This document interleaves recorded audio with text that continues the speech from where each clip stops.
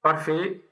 Bonjour tout le monde. Donc, comme ça a été demandé par mon ami, monsieur le professeur Ahmed Aziz Bousfiah, que je félicite pour l'organisation de cette 8e journée d'Azid. Donc, je vais vous parler des particularités des erreurs innées de l'immunité chez le nourrisson. Comme vous le savez, les erreurs innées de l'immunité, encore appelées les déficits immunitaires primitifs, constituent une large famille de 485 maladies caractérisées sur le plan génétique. Bien, le dénominateur commun de ces déficits immunitaires primitifs est non seulement une susceptibilité aux infections, mais aussi à l'auto-immunité et au cancer. Et nous assistons actuellement de plus en plus à des déficits immunitaires qui concernent un seul micro-organisme ou un groupe restreint de microbes. Eh bien, l'âge de survenue des signes compatibles avec un déficit immunitaire sont très variables. Ils peuvent varier de la période néonatale, telle que lors du déficit en cytoadhésine leucocytaire de type 1 ou la granulomatose septique chronique, qui vont commencer très précocement dans la vie avec une omphalite apiocéanique. Ou ça peut être aussi à l'âge de nourrisson pour les SCID, pour Severe Combined Immunodeficiency, et ça peut aller jusqu'à l'âge adulte pour les déficits immunitaires communs variables. Dans cet exposé, je vais essayer de répondre à 3 questions. La première question, quelles sont les caractéristiques ou les particularités des erreurs innées de l'immunité qui surviennent chez le nourrisson? Et je vais essayer de voir comment les diagnostiquer rapidement et surtout comment donc ne pas passer à côté. Alors, pour répondre à ces questions, j'ai utilisé une application que l'on peut donc télécharger gratuitement d'Internet. Elle s'appelle PID Classification. C'est une application qui a été développée par mon ami, monsieur le professeur Ahmed Aziz Bousfiha et son équipe. Donc, cette application comprend plusieurs entrées ou plusieurs fenêtres.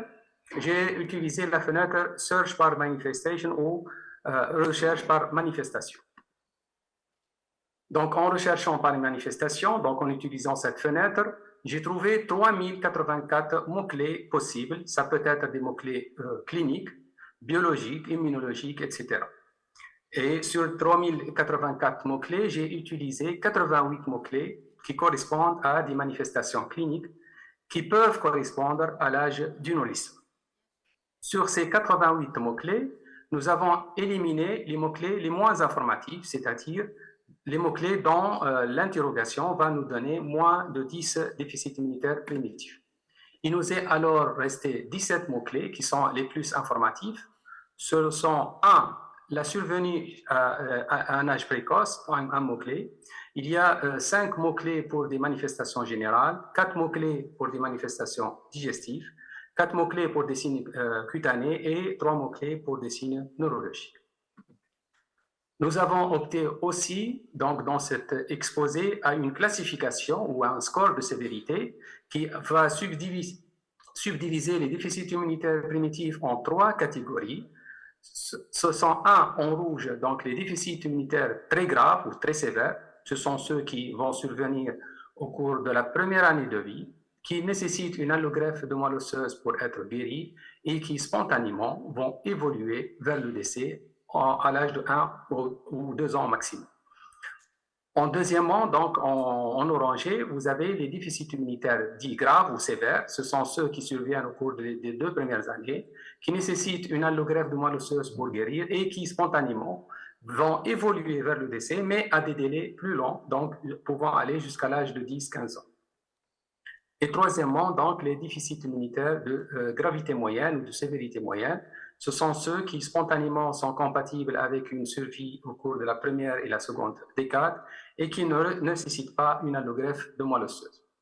Donc, d'après cette classification, eh bien, les maladies du tableau 1A, donc composées par les SCID, Severe Combined Immunodeficiencies, sont classées en rouge, donc en déficit immunitaire primitif très grave, alors que les maladies ou les déficits immunitaires du tableau 1B, composés par des kits Combined Immunodeficiency, ils sont donc en orange, soit donc des déficits graves.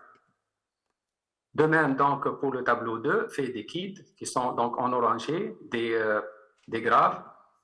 À l'opposé, donc, le tableau 3, donc, composé par les déficits immunitaires prédominants en anticorps, eh bien, ce sont des déficits immunitaires qui sont classés donc, de sévérité moyenne. Le tableau 5, fait par des anomalies de la phagocytose, sont des déficits immunitaires donc, graves. Le tableau 7 et 8, donc des maladies auto-inflammatoires et des anomalies du complément, sont donc classés comme étant des maladies de sévérité moyenne. Et je finis par le tableau 9, des aplasies médulaires qui sont considérées comme des maladies graves. Alors, les résultats. Donc, utilisant le mot-clé survenue précoce dans la vie, eh bien, donc, il nous sort, donc, l'utilisation de ce mot-clé, il nous fait sortir 82 primary immunodeficiencies. Et les 3/4 de ces déficits immunitaires sont classés de sévères à très sévères. Ces déficits immunitaires sont répartis en 18 déficits immunitaires du tableau 1A, des SCID, 8 déficits immunitaires donc, du tableau 1B, des KID, 11 déficits immunitaires du tableau 2, donc des KID, 10 déficits immunitaires du tableau 4 et 9 déficits immunitaires du tableau, donc des anomalies fonctionnelles ou du nombre des phagocytes. Et puis deux aplasies médulaires. Donc, ça témoigne du caractère sévère, voire très sévère, de ces maladies.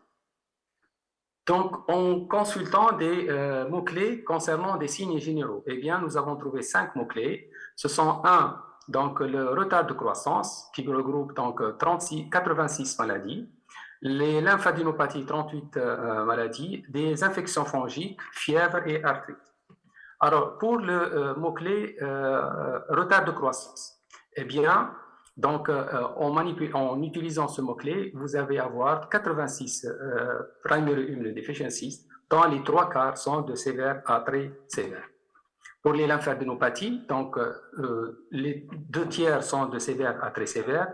Les infections, donc, de même pour les infections fongiques, dont les 2/3 donc, sont de sévères à très sévères. À l'opposé, la fièvre, donc, ne semble pas lié à un phénotype particulièrement grave, ni les arthrites d'ailleurs. Donc, on peut conclure que pour les mots-clés en rapport avec des signes généraux, donc que les mots-clés retard de croissance, lymphadenopathies et infections fongiques sont prédictifs des formes sévères de déficit immunitaire lorsqu'ils surviennent à l'âge du nourrisson, alors que le mot fièvre et arthrite ne semblent pas liés à des phénotypes sévères.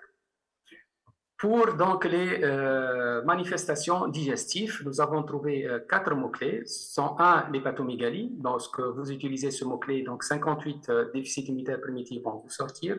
La diarrhée chronique, 36 maladies, le muguet buccal et puis l'allergie alimentaire. Pour l'hépatomégalie, donc, elle ne semble pas liée particulièrement à des déficits immunitaires graves. Alors que la diarrhée chronique, elle est liée dans 3/4 des cas à des formes de sévères à très sévères de déficit immunitaire primitif. Plus encore donc, pour le muguet buccal, où donc, la consultation de ce mot-clé va nous donner 22 déficits immunitaires, dont 86% sont de sévères à très sévères. Pour l'allergie alimentaire, elle ne semble pas liée à des formes particulièrement graves. Donc, en conclusion, on peut dire que les mots-clés diarrhée chronique et muguet buccal sont associés à des phénotypes sévères, voire très sévères d'erreurs innées de l'immunité, alors que les mots-clés hépatomégalie et allergie alimentaire ne semblent pas liés à des formes particulièrement sévères.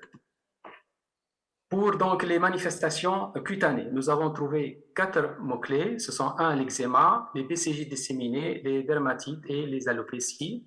Pour le terme eczéma, donc, la consultation de ce mot-clé va nous livrer 20 déficits immunitaires, dont les 65% sont sévères. Quant au mot-clé BCJ disséminé, eh bien, toutes les anomalies, donc tous les déficits immunitaires sont de graves à très graves. Donc, une BCJ, lorsqu'elle survient chez un nourrisson, donc, elle témoigne souvent, elle témoigne toujours, lorsqu'elle est disséminée, bien sûr, elle témoigne toujours d'un déficit immunitaire grave. Pour les dermatites, donc 2/3 sont encore en rapport avec un déficit immunitaire de sévère à grave, à très sévère, pardon.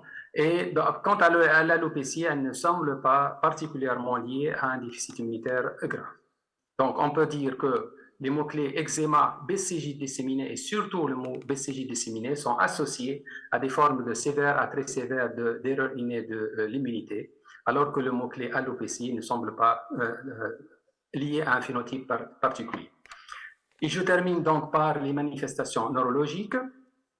Donc, nous avons 3 mots-clés. 1, la microcéphalie, 42 déficits immunitaires, l'hypotonie, 34 déficits immunitaires et le retard mental, 26 déficits immunitaires. Pour les microcéphalies, eh bien, la majorité des déficits immunitaires qui surviennent à ce moment-là, donc à l'âge du nourrisson, avec une microcéphalie, sont de sévères à très sévères. De même pour l'hypotonie, les 3/4 sont de sévères à très sévères et le retard mental encore plus, c'est 92% de maladies qui sont sévères. Donc on peut dire que pour les troubles neurologiques, tous les 3 signes, donc les 3 mots-clés donc, sont associés à des formes de sévères à très sévères d'erreur innée de l'immunité. Et en conclusion générale, donc sur ces mots-clés, on peut dire que la survenue d'un retard de croissance, de lymphadénopathie, d'infections fongiques, de diarrhée chronique, de muquée buccale, d'eczéma ou de BCG généralisé sont donc associés à des phénotypes donc très sévères de déficit immunitaire primitif lorsqu'ils surviennent chez le nourrisson. Et je termine par 3 cas pour fixer les idées. Donc le premier cas, donc, ce sont des enfants qui ont une histoire familiale très chargée, de parents consanguins, avec de la notion de cas similaires dans la famille, de décès en bas âge, et qui consultent chez vous pour un muguet buccal. Ce muguet buccal, il est particulier, il est diffus, il n'est pas limité à la langue, mais il va être étendu aux lèvres, aux joues, et va même sortir au niveau donc, du menton.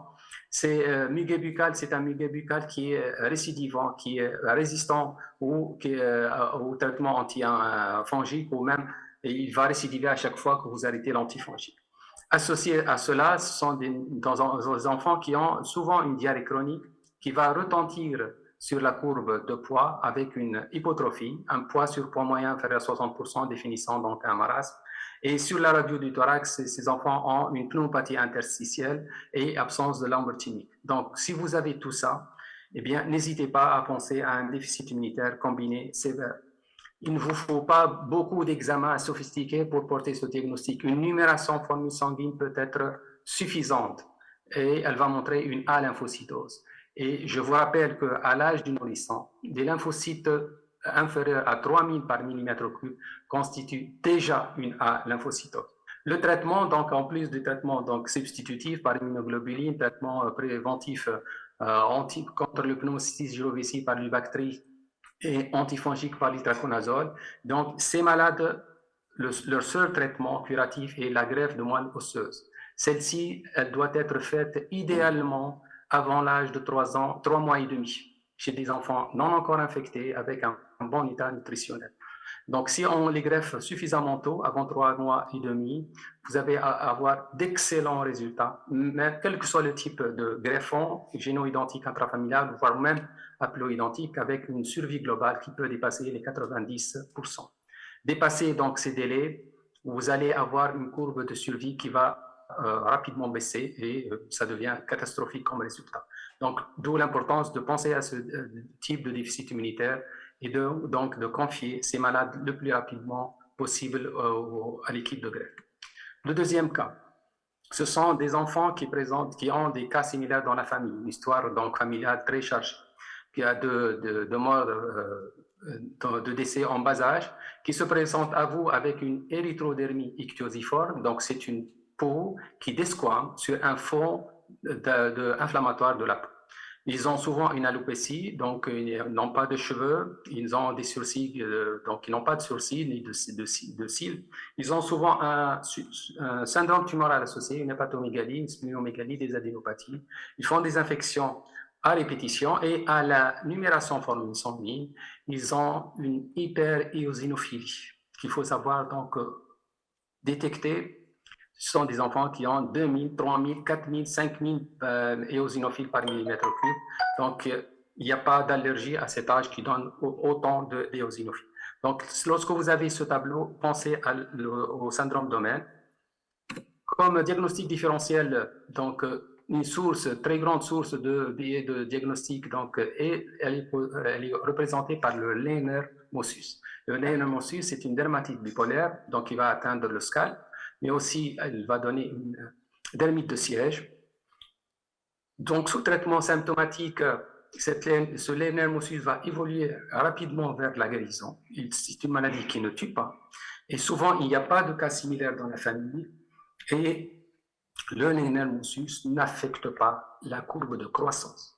Donc, si vous avez un malade qui présente des anomalies cutanées avec un retentissement sur la courbe de poids, pensez à la réticulose domaine, donc dans le traitement et la greffe de moelle osseuse. Et je termine par ce cas donc, de BCG disséminée. Ce sont des malades qui vont avoir donc, une ulcération au niveau du point d'insertion ou d'inoculation du BCG et une adénopathie satellite donc, du même côté qui va fistuliser à la peau, voire même des adénopathies donc, contralatérales, une hépatosplénomégalie, voire même d'une ostéomyélite multifocale à BCG.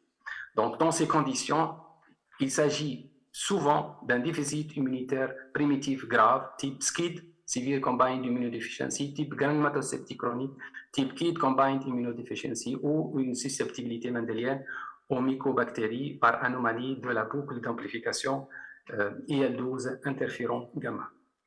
Donc en conclusion, on peut dire que les déficits immunitaires primitifs qui surviennent chez le nourrisson sont généralement sévères. Donc, cette impression clinique que nous avons, elle est corroborée par cette étude que j'ai faite sur l'application PID et Classification. L'association retard de croissance, diarrhée chronique, amygdale buccale et BCG disséminé sont souvent associés aux déficits les plus sévères. Et lorsque chez un nourrisson, vous avez une hypotrophie, un amygdale buccale, une infection donc à germe opportuniste, une pneumopathie interstitielle, pensez rapidement au SCID, Severe Combined Immunodeficiency, surtout que le pronostic de ces déficits immunitaires va dépendre de la précocité du traitement, donc de la précocité du diagnostic. De même, l'association érythrodermique ictosiforme, alopécie, syndrome tumoral doit nous faire suggérer un syndrome domaine dans le traitement et la greffe de moelle osseuse, et toute BCJ disséminée est un déficit immunitaire primitif grave jusqu'à preuve du contraire. Je termine par une note d'espoir pour dire que la guérison des déficits immunitaires primitifs est possible lorsqu'ils sont diagnostiqués suffisamment tôt. Je vous remercie pour votre attention. Voilà.